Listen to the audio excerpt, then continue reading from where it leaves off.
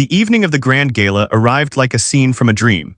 The ballroom glowed under golden chandeliers, sparkling with warm lights that reflected off polished floors and crystal decorations. Every corner of the room looked expensive, elegant, and perfectly arranged. Soft classical music floated through the air as waiters in white gloves carried trays of champagne, moving gracefully between the guests. People from all walks of luxury filled the space: business owners, influencers, politicians, film stars, and art lovers. Everyone was dressed in their finest clothing. Women wore long flowing gowns, shining like jewels, and men wore tuxedos that made them look like characters from a royal ball. Laughter, conversation, and clinking glasses blended into a music of their own, making the event feel alive and grand. At the center of this world was Isabella Montrose, the famous millionairess whose fortune and beauty were known throughout the city. She stood near the entrance, greeting her guests with a confident smile, her deep red dress catching everyone's attention. Isabella loved glamour, and she enjoyed being the star of the night. Her posture, her voice, her every gesture showed that she was used to admiration and respect. People often said she didn't just enter a room, she owned it. But tonight wasn't just about showing off wealth. The gala was a charity event Isabella hosted every year to raise money for music schools in poor communities. She believed music had the power to shape lives, even though she herself never learned to play an instrument. To her, music was a luxury, something to enjoy, not something to struggle with. She admired musicians, but she also saw them as performers rather than people with their own stories. That's when David entered the picture. David Levin was not like the guests who filled the ballroom. He was quiet, modest, and kept mostly to himself. He came from a small neighborhood where life was simple, and where music wasn't a hobby, it was his way of living. As a Jewish violinist, he had grown up surrounded by music, traditions, and cultural songs that shaped his heart. His violin had been with him through every difficulty, every celebration, every quiet moment. Tonight was an important night for him too. He was hired as one of the evening's musicians, and though he stood among wealthy strangers, he carried himself with calm dignity. He didn't wear flashy clothes, just a clean white shirt, a dark vest, and the same gentle expression he always had. While the guests chatted, David stood near the edge of the room, tuning his violin carefully. He preferred silence before performing. It helped him connect with the music. He felt a little nervous, but in a quiet, steady way. Performing for rich people wasn't new to him, but this event felt different. The hall was bigger, the lights brighter, and the audience far more intimidating. Yet David wasn't thinking about the crowd. He was thinking about the melody he planned to play first, a piece his grandfather had taught him when he was just a child. It was emotional, soft, and full of heart. The kind of music that didn't need words to make people feel something. Across the room, Isabella noticed him. She had an eye for unusual things, unique dresses, rare paintings, interesting personalities. And there was something about the quiet violinist that caught her attention. Maybe it was his calmness in such a loud environment. Maybe it was the way he tuned his violin so gently, almost lovingly. Or maybe it was simply curiosity. Isabella was used to confident performers who liked showing off, but David seemed different. She watched him for a moment before turning away to greet another group of guests. Still, the image of the modest violinist lingered in her thoughts. The gala's opening speech began. Isabella stepped up to the small stage and welcomed everyone with her usual charm. Her voice echoed through the hall as she spoke about the importance of music, talent, and charity. The crowd applauded, and several people raised their glasses toward her. When the speech ended, she announced the first musical performance. All eyes turned toward David as he walked slowly to the center of the room. He felt the weight of attention, but he breathed deeply, reminding himself that music was his home. He closed his eyes for a moment, lifted his violin, and placed the bow gently on the strings. The first note he played floated beautifully through the ballroom. The guests grew quiet immediately. Conversation stopped, laughter faded, and even Isabella's confident smile softened as the music filled the air like warm sunlight. The melody was tender, emotional, almost magical. It carried stories of family, heritage, childhood memories, and dreams. People who had never met David felt as if they somehow knew him through the music. Isabella watched him closely now, her earlier curiosity deepening. She hadn't expected this. She hadn't expected to feel something so strong from such a quiet performer. For the first time in the evening, the millionairess was no longer the center of attention. The violinist was. And she couldn't take her eyes off him. Emma's story had been about pain, but this night in this ballroom, another story was about to begin. One filled with emotion, unexpected challenges, and a surprising moment that would shock everyone, including the woman who thought she had seen everything. After David finished his first performance, the ballroom erupted into gentle applause. It wasn't the loud, showy kind of applause people give out of habit. It was the soft, genuine kind that comes when someone touches the heart. A few guests even glanced at each other in surprise. as if silently asking, where did this violinist come from? David gave a small, humble nod before stepping away from the center. He didn't crave attention, and he didn't linger in the spotlight. He simply walked back to the side of the room, holding his violin carefully as if it were a piece of glass.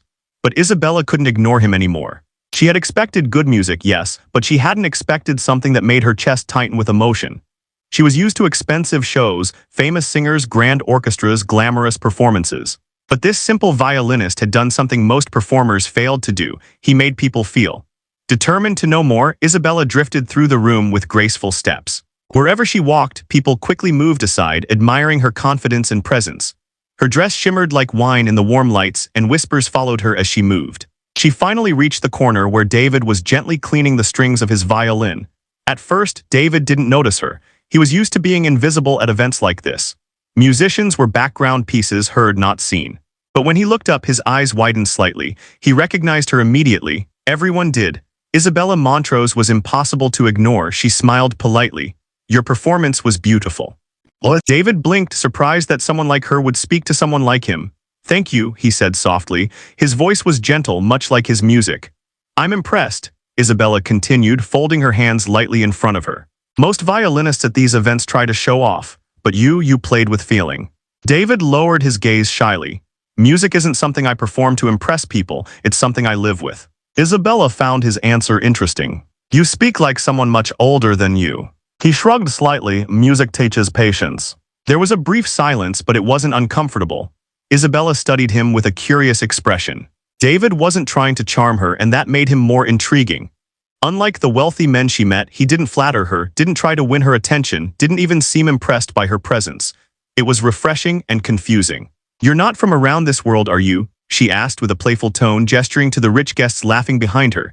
David gave a soft smile. No, I come from a small neighborhood, a simple place. What? And yet you ended up here, she said, playing for people who pay more money for a handbag than most musicians earn in a month. David didn't answer immediately. Instead, he looked around the ballroom and said, people are people. Music doesn't choose sides. The simplicity of his words hit Isabella unexpectedly. She wasn't used to hearing these kinds of humble truths. Feeling a spark of mischief, she tilted her head and said, half jokingly, tell me something, do you take song requests? What? David looked unsure. If I know the melody, yes. Her lips curved into a small smirk. And if you don't know it, then I learn it, he replied honestly. Isabella tapped her chin. Interesting.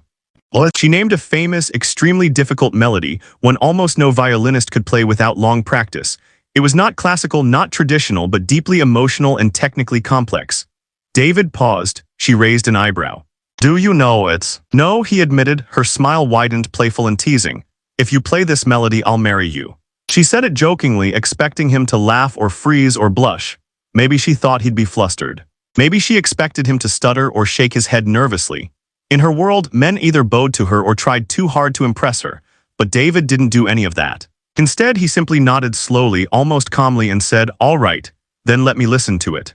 Isabella blinked. You mean now? Yes, David said. If you want me to play it, I need to hear it. His seriousness stunned her. Most people would have treated her comment like a joke. But David took it as a musical challenge, not a romantic one. And something inside Isabella fluttered, though she couldn't explain why. She pulled out her phone and played a recording of the melody. The ballroom noise faded as the haunting tune filled the space between them. David closed his eyes as he listened, his expression shifting, concentration, curiosity, understanding. When the recording ended, he opened his eyes slowly. I can try, he said. You can try? Isabella repeated, half amused. Most violinists wouldn't even attempt it. David placed his violin under his chin. I'm not most violinists. He drew the bow across the strings, and the attempt surprised Isabella so deeply that her playful chuckle disappeared. Because the humble violinist wasn't just trying, he was succeeding. And the millionairess, who believed she knew everything about talent, found herself stunned, truly stunned for the first time in a very long while. As David began to play the challenging melody, the ballroom around him slowly faded into silence. People who had been chatting, drinking, and laughing turned their heads toward the sound. Each note carried a kind of raw emotion that made the listeners stop whatever they were doing. His bow moved across the strings with surprising confidence, even though he had heard the melody only once. Isabella stood there, speechless. She had expected David to struggle. She thought he would laugh nervously and admit defeat. She thought her challenge, meant to be a joke, would end with everyone smiling politely. But instead, she found herself watching a violinist who transformed a joke into something breathtaking. David wasn't just repeating notes. He was feeling them. Every stroke of the bow seemed to pull emotion out of the melody, shaping it into something powerful. His eyes were closed, his expression calm yet deeply focused. The room was filled with people wearing diamonds and designer suits, but for a moment none of that mattered. All attention belonged to the quiet violinist who stood alone in the center. Isabella felt her chest tighten. She had never seen someone play like that, not with such heart, not with such sincerity. Her playful challenge suddenly felt childish. She had underestimated him, judged him too quickly, and now she was witnessing something she wasn't prepared for. When David finished the final note, it hung in the air like a warm breath. The room was completely still. No one clapped yet, no one dared break the silence. Isabella stared at him as if seeing him for the first time. Finally, applause broke out slowly, then grew louder as guests exchanged impressed looks. Some nodded with respect. Others whispered things like, "Who is this guy?" He heard it once. That was unbelievable. David opened his eyes, surprised by the attention. He bowed modestly, almost shyly, then stepped back as if afraid he had taken too much space. Isabella approached him again, her expression no longer playful but genuinely impressed. "How did you do that?" she asked softly. David shrugged as if it were nothing special. "I listened." "No," she insisted, stepping closer. "I named a melody that isn't even classical. It's modern, complicated, full of shifting tones. And you," she paused, trying to find the right words. "You played it like you've known it your whole life." David offered a gentle smile. "Music is a language. Once you understand how it speaks, you can follow it anywhere." His answer struck her deeply. She had always believed money and training created talent. She thought skill existed only in fancy music schools and elite concerts. But this man, he carried magic in his fingers, and none of it came from luxury. Before she could respond, a small group of guests approached David, offering compliments. Isabella stepped back slightly, watching him interact. He didn't boast or brag, he didn't act like a genius. He simply thanked everyone with humility. But Isabella wasn't done. When the crowd moved away, she walked up to him again, crossing her arms with a curious smile. "Are you always this impressive?" she asked. David laughed lightly. "I don't know about impressive, I just try my best." She studied him thoughtfully. She had met hundreds of musicians at her events, some proud, some desperate for attention, some talented but arrogant. But David was entirely different. He had a quiet strength that didn't need applause. "So," Isabella continued, her voice soft but teasing, "does this mean you expect me to keep my promise?" David blinked. "A promise?" "What?" "You know," she said, tilting her head. "The challenge, if you play this melody, I'll marry you."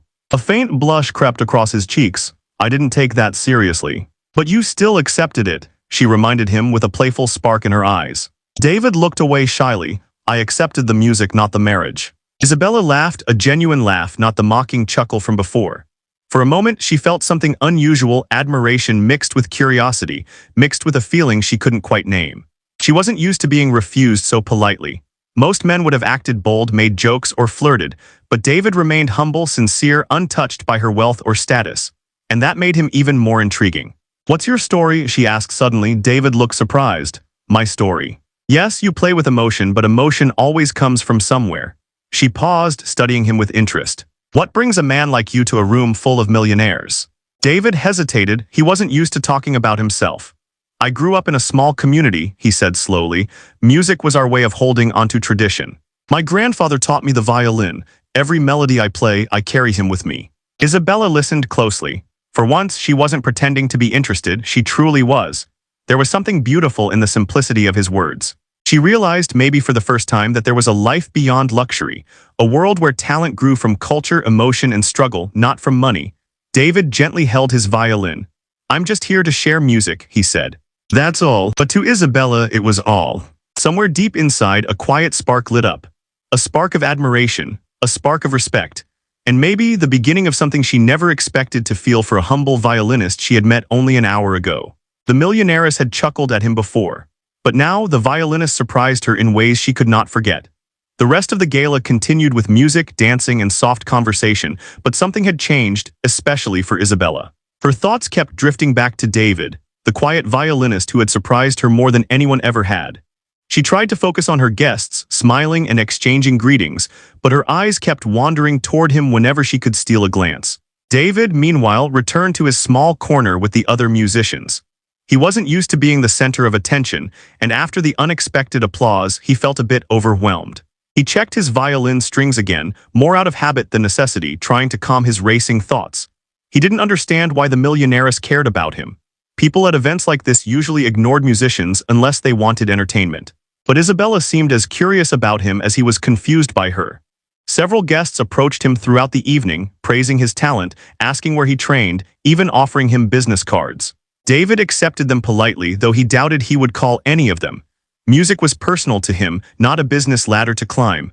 Across the room, Isabella watched him turn down the offers with quiet humility. She found it strange and refreshing. Most musicians she knew would have fought for such attention, but David didn't chase success. He didn't chase anything. He simply existed in a peaceful space she could barely understand. Later in the evening, Isabella finally had a moment away from the crowd. She stood near the balcony doors, taking a short breath of relief. The night air was cool and calming, a welcome contrast to the warm, noisy ballroom. She wasn't alone for long. David walked out onto the balcony, not realizing she was already there. When he saw her, he paused and considered turning back, but Isabella waved her hand softly. "You can stay," she said with a gentle smile. "I needed a break from the noise." David nodded and stepped farther onto the balcony, standing a respectful distance away. The city lights glowed below them, and the soft breeze carried the faint sounds of the music inside. After a quiet moment, Isabella spoke. "I never expected the melody challenge to go that way." David smiled. "Neither did I." "What? You shocked me," she admitted. David looked down.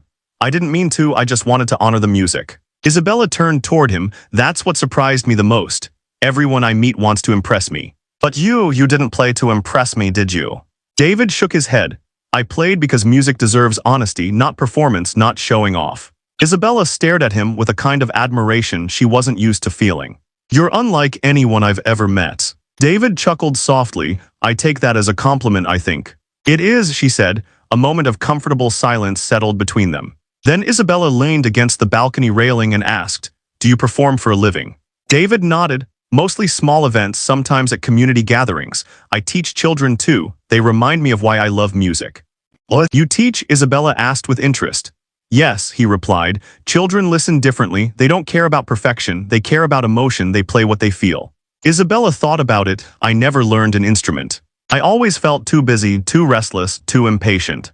David smiled gently. "Music isn't about time, it's about willingness." His sentence struck her deeply. Willingness. How many things had she avoided simply because she didn't want to slow down long enough to learn? How much of her life had been spent chasing things that sparkled but did soothe? "David," she said softly, "why did you accept my challenge?" He hesitated, then answered honestly, "Because you challenged the music, not me, and music deserves respect." That answer hit her harder than she expected. She had made the comment as a joke, half teasing, half arrogant, yet he had turned it into something meaningful. For the first time, Isabella felt a little embarrassed, not because he played well, but because she realized she hadn't taken music seriously enough to understand its power. "So you didn't feel awkward about the marriage part?" she asked with a small laugh. David shook his head with an embarrassed smile. "I assumed you were joking." "I was," she said, "but still you handled it better than any man I've ever met." What? David didn't respond. He simply looked out over the city lights, calm and thoughtful. And Isabella found herself staring at him instead. She had dated wealthy men, powerful men, confident men, men who spoke loudly, bragged often, and cared too much about how they looked to the world. Yet here stood a man with nothing but a violin and a quiet soul, and somehow he outshined all of them without even trying. A gentle breeze moved through the balcony, brushing a strand of hair across Isabella's face. David noticed and without thinking much gently pointed, "Your hair." "Oh," she laughed, brushing it back, "thank you." His gesture was small, but it was real, not forced, not polished, not part of a performance. And that was when Isabella realized something surprising. She wasn't just curious about David. She was drawn to him, not because of his talent, not because of his humility, but because he carried an honesty that her glamorous world had long forgotten. The millionairess had seen many things in her life, but tonight, the quiet violinist was showing her something new. And the feeling unsettled her in a way that felt strangely good. The gala slowly began to wind down, but Isabella's mind did anything except relax. She kept replaying the moment when David played the melody she had challenged him with, how calm he looked, how sincere he sounded, and how easily he turned her joke into something meaningful. It was rare for anything to surprise her, but tonight, one unexpected violinist had done exactly that. As guests prepared to leave, Isabella moved around the ballroom thanking everyone for coming. Still, her attention drifted toward the area where David stood packing his violin carefully inside its worn but well-kept case. Unlike her world, Where everything was new, shiny, and replaceable, his case looked like it had traveled through years of memories, scratches, faint marks, and tiny dents. Each one was a story she didn't yet know. She found herself walking toward him without even thinking. David looked up politely. "Did you need something?" She laughed softly. "That's usually my line to everyone else." He smiled, a little embarrassed. "Sorry, you just looked like you were coming with a purpose." "I was," she admitted. "Actually, I wanted to thank you. Your performance was the highlight of the night, truly." David nodded gently. "I'm glad the music meant something to you." "It did," she said with a seriousness that surprised even her. For a moment, they just stood there, two very different people wrapped in the same unexpected moment of understanding. "I want to ask you something," Isabella said after a breath. "Tonight, when you played that melody, did it remind you of anything?" David looked thoughtful before answering. "Yes, it reminded me of my grandfather." She listened quietly as he continued. "He used to tell me that music is like a person. It speaks, it cries, it laughs, it hides secrets and reveals them. Every time I learn a new melody, I feel like I'm hearing someone's story." Isabella felt her eyes soften. "That's beautiful." But David wasn't finished. "When you challenged me," he said, "you made it sound like a game, but for me, music is never a game, it's a responsibility. That's why I wanted to take it seriously." His honesty hit her harder than she expected. She wasn't used to people calling out her playful arrogance so gently. Most people laughed at her jokes, agreed with her, or admired her boldness. But David treated her like a person, not a wealthy figure. He spoke truthfully without fear. And that made her feel something she didn't feel often seen. Truthfully without fear. And that made her feel something she didn't feel often seen. "David," she said slowly, "you surprised me tonight, not just with your music, but with your sincerity." He tilted his head. "Is that a compliment?" "A rare one," she admitted. David laughed, a soft sound, humble but warm. It made Isabella notice something she hadn't before. He had kind eyes. Honest eyes. Eyes that didn't change based on who he was speaking to. Isabella stepped closer, curiosity glowing in her expression. "You know, I don't usually talk to musicians after events." "I figured," David replied gently. "But you're different. You don't act like you're below anyone, and you don't act like fame is something to chase." David shook his head. "Fame isn't music." She smiled. "I never knew someone could speak in poetry without meaning to." He blushed slightly, looking down. "I'm just talking." That made her laugh. She studied him for a moment longer. Then in a softer voice, she asked something more personal. "Why do you work at events like this? You clearly have more talent than most performers in high-end concerts." David didn't answer immediately. Instead, he closed his violin case slowly before speaking. "I do it for my mother. She's not well. Medical bills are expensive. These events help pay for her treatments." Isabella felt her heart twist. She wasn't expecting such a sincere, vulnerable reason. She had assumed he performed for experience or opportunity, not survival. "I'm sorry," she said quietly. "Is she doing okay?" David nodded faintly. "She has good days and bad days. I try to be there for her as much as possible." Isabella's expression softened even more. In her glamorous world, people often hid their real struggles. They wanted to look perfect, untouched, strong. But David had spoken honestly within minutes of knowing her. That level of truth felt refreshing, almost comforting. "I admire that," she whispered. David looked surprised. "Admire what?" "Your loyalty, your heart, your priorities." She paused. "Not many people in my world talk like that." David gave a small smile. "Everyone lives a different life. Mine just happens to revolve around love and responsibility." "And music," she added gently. "And music," he agreed. Their eyes met again, and this time Isabella felt something warm settle inside her, something new, gentle, unfamiliar. But before either of them could say more, the event coordinator called out to Isabella, reminding her she still had responsibilities to attend to. She sighed lightly. "Duty calls." David stepped back. "Thank you for the conversation." She smiled. "David, I hope tonight isn't the last time we talk." He looked at her with quiet sincerity. "Neither do I." And as Isabella walked away, she realized something surprising. Her world, a world of wealth, power, and control, had just expanded because of one humble violinist. And she wasn't sure whether she should feel afraid or excited. The gala finally came to an end, and the last of the guests drifted out of the ballroom with soft goodbyes and satisfied smiles. The chandeliers dimmed slowly, and the music faded until only a peaceful silence remained. It was the kind of silence that felt almost magical, soft, warm, and full of possibilities. But for Isabella, the night was far from over. Her mind was too busy, too stirred by everything that had happened. Most nights after a gala, she felt tired, proud, and a little bored. But tonight she felt something new, something alive inside her, something curious and strangely hopeful. And the cause of all those feelings was the same person who now stood alone in the near-empty ballroom, David. He was packing up his violin, checking every string and latch with the same gentle care he had shown all evening. Isabella watched him for a moment from afar, unnoticed. There was something calming about the way he moved, so patient and grounded.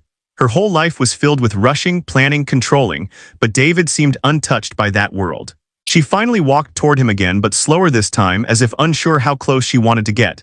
David looked up and smiled politely. "You're still here." "Yes," she said, trying to sound casual. "I needed to make sure everything ended smoothly." He nodded and continued packing his case. It was a wonderful event. Isabella tilted her head. "You think so?" "Of course," he replied softly. "Good causes always make gatherings meaningful."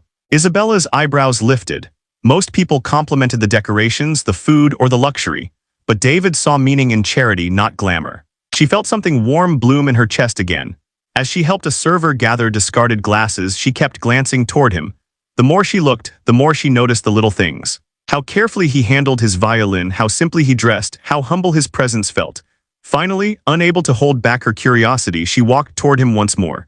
"David, can I ask you something unusual?"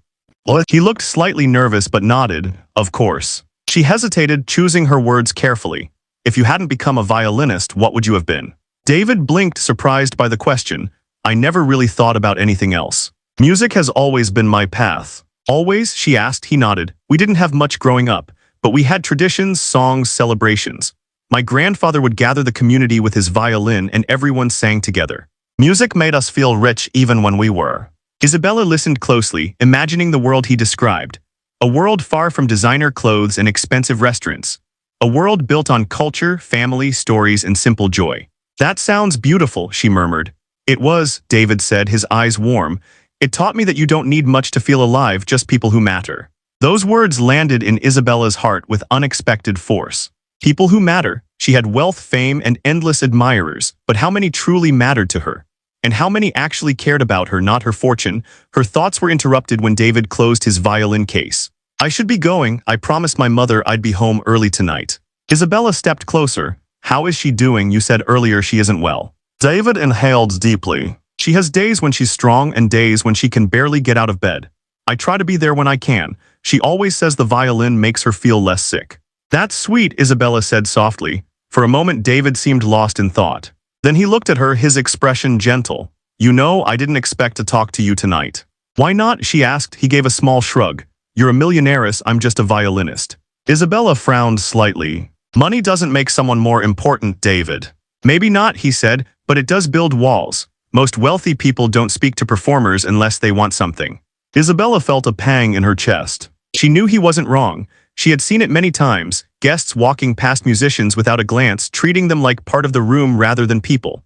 "Then I'm glad I proved you wrong tonight," she said with a playful smile. David smiled back. As he lifted his violin case, Isabella took a small step closer again. "Wait, may I walk you out?" David blinked, genuinely surprised. "Walk me out?" "Why not?" Isabella asked. For the first time, she felt a bit shy. "I just want to talk a little more." David hesitated, then nodded. "Okay." They walked together through the quiet hallway, their footsteps echoing softly. The staff cleaning up behind them watched curiously. After all, Isabella Montrose didn't walk anyone out.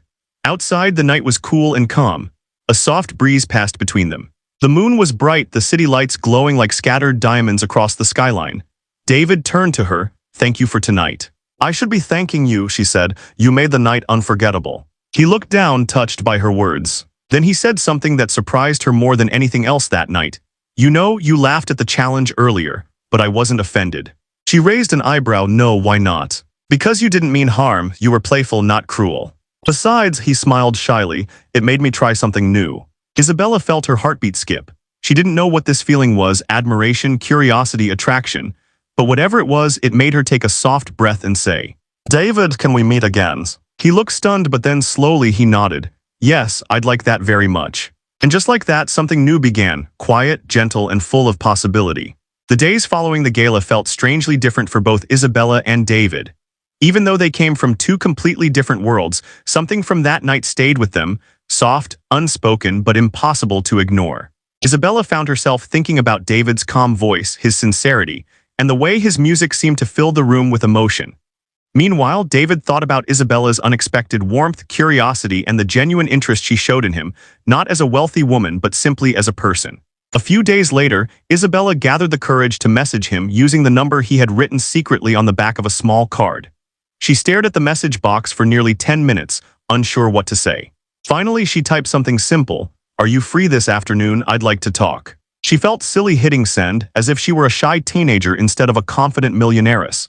David replied a few minutes later, "Yes, I'm free. Where would you like to meet?" Isabella smiled with relief. They agreed to meet at a small, cozy cafe near the park, not one of her usual expensive places, but a quiet spot David suggested. When she arrived, she noticed how simple and warm the cafe felt. Wooden chairs, soft music in the background, the smell of fresh coffee, it was so different from her glamorous world. She liked it immediately. David was already there, sitting by the window with his violin case beside him. When he saw her, he stood up politely, smiling in that shy but sincere way she was beginning to adore. "You came," he said. "Of course," she replied. "I wouldn't miss this." They sat down, and for a moment, neither knew what to say. It felt strange and exciting, like the beginning of something delicate. Finally, Isabella broke the silence. "I've been thinking about your music a lot." "What?" David chuckled softly. "That surprises me." "Why?" she asked. "You live in a world full of noise," he said gently. "People chase big things. My music is small compared to everything you have." Isabella shook her head. "You're wrong. What you played wasn't small, it was real, it was honest." She paused. "It was something I didn't even know I needed." David looked touched, unsure how to respond. They talked for hours. Not about money or fame or big events, but about simple things. Favorite memories, childhood dreams, funny moments, small fears. Isabella told him about how lonely her luxurious life sometimes felt. How people often pretended to like her just for her influence. How she rarely trusted anyone's intentions. David listened without judgment. He didn't interrupt. He didn't pretend to understand things he had never experienced. He simply listened, something no one in her world ever did. Then he spoke about his mother, his community, and how music was his anchor through difficult times. He talked about the joy of teaching children and watching them grow. He talked about how he never felt the need for fame or wealth as long as he had meaningful connections. The more they spoke, the more Isabella felt her heart soften. She didn't know if it was friendship forming or something more, but she knew she wanted to hold on to it. After they left the cafe, they walked through the park. The evening sun painted the sky in soft orange colors. People walked their dogs, children played, couples held hands. It was a simple, peaceful world, one Isabella rarely stepped into. At one point as they walked, Isabella tripped slightly on the uneven path. David reached out quickly and caught her arm, steadying her. She laughed. "I guess I'm not used to normal sidewalks." He smiled. "You're safe." His hand lingered on her arm for a moment, warm and steady. Isabella felt her heart skip a beat. She wasn't used to gentle touches. She wasn't used to someone caring without expecting something in return. They continued walking, slower now, as if both wanted the moment to last. Eventually, David spoke in a quiet voice. "Isabella, why did you want to meet me again?" She took a deep breath, choosing truth over pride. "Because you make me feel grounded," she said softly. "Because you don't treat me like an object. Because when you played that melody, something inside me changed." David's expression softened. "I feel something too," he admitted, surprising himself. "When I talked to you, I didn't feel out of place. I felt understood." They stopped walking, facing each other. The world around them seemed to fade, children laughing, leaves rustling, distant footsteps, all softened into a quiet background. Isabella looked into his eyes and felt something she had never felt before, safety. "David," she whispered, "are we becoming something?" He didn't answer immediately. Instead, he reached for her hand gently, as if asking for permission. She didn't pull away. "I don't know what this is yet," he said softly, "but I'd like to find out." Isabella smiled, a real smile, not the practiced social one. "Me too." And as the sun set behind them, painting the park in shades of gold, a quiet new connection blossomed, one neither wealth nor status could create. Something honest, something unexpected, something worth protecting. The following weeks unfolded quietly yet beautifully for Isabella and David. Their worlds were different, almost opposite, but the time they spent together felt natural, warm, and strangely grounding for both of them. They met in small cafes, walked through peaceful parks, and sometimes sat quietly by the river while David played soft melodies on his violin. It didn't matter where they were. What mattered was that when they were together, life felt simple and honest. Isabella's friends noticed the change in her first. She wasn't rushing from event to event. She wasn't obsessing over perfection. She wasn't trying to impress anyone. Instead, she looked calmer, brighter, almost softer. At first, they teased her, asking who had captured her attention. But when she told them she had been spending time with a violinist, they were surprised. Many of them expected her to be with someone powerful, wealthy, or famous. But Isabella didn't care about what anyone expected anymore. She cared about what felt real.